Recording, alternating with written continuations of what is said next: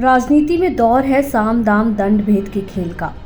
यहाँ बीजेपी को हराने के लिए विपक्षी एकजुट है, तो वहीं बीजेपी ने भी सत्ता पर फिर से काबिज होने के लिए हर रणनीति को अपना लिया है।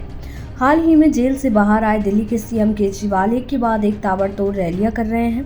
इसी दौरान दिल्ली के सीएम अरविंद केजरीवाल और सपा सुप्रीमो अखिलेश यादव ने साझा प्रेस कॉन्फ्रेंस की। साझा प्रेस कॉन्फ्रेंस में दोनों ने केंद्र की मोदी सरकार और प्रदेश सरकार पर जमकर निशाना साधा। प्रेस कॉन्फ्रेंस को संबोधित करते हुए अरविंद केजरीवाल ने कहा कि इस चुनाव में बीजेपी की 220 से भी कम सीटें आएंगी। हर जगह इनकी सीट कम हो रही है। इंडिया गठबंधन सरकार बना रही है। अरविंद केजरीवाल ने कहा, मैंने कुछ दिन पहले कहा था कि लोकसभा चुनाव के बाद यूपी के सीएम योगी को हटा दिया जाएगा। यूपी को हटाने की बात पर बीजेपी के किसी नेता ने कोई बयान नहीं दिया है। योगी जी का हटना अब तय है। अगर ये लोग जीत गए तो 2 से 3 महीने में योगी को मुख्यमंत्री पद से हटा देंगे। योगी आदित्यनाथ ही इनके लिए कांटा बन सकते हैं, इसलिए अब उन्हें भी हटाने की तैयारी है।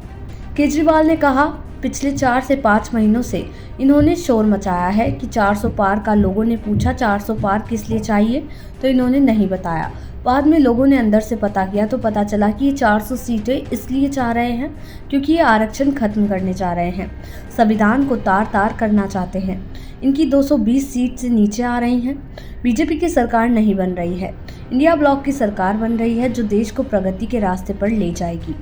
वहीं प्रेस कॉन्फ्रेंस को संबोधित करते हुए अखिलेश यादव ने कहा, देश का जो माहौल है 4 चरणों में बीजेपी चारों खाने चित्त हो गई है। बीजेपी जो 400 पार का नारा दे रही थी कि उसकी 143 सीटों से कम आ रही हैं। 543 सीटों में से 400 घटा दो तो 143 सीटें बचती हैं और वो 143 सीटें ही दिख रही हैं। देश की जनता इन्हें 140 सीटों के लिए भी तरसा देगी।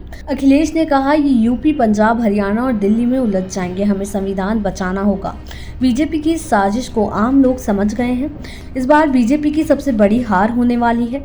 अब लग रहा है कि हारने के बाद ये झूठ बोलने की यूनिवर्सिटी खोलेंगे और वाइस चांसलर और डीन वहां खुद पहुंच जाएंगे। देश दुनिया की ऐसी ही तमाम खबरों के लिए देखते रहें सहारा समय का डिजिटल प्लेटफॉर्म समय डिजिटल।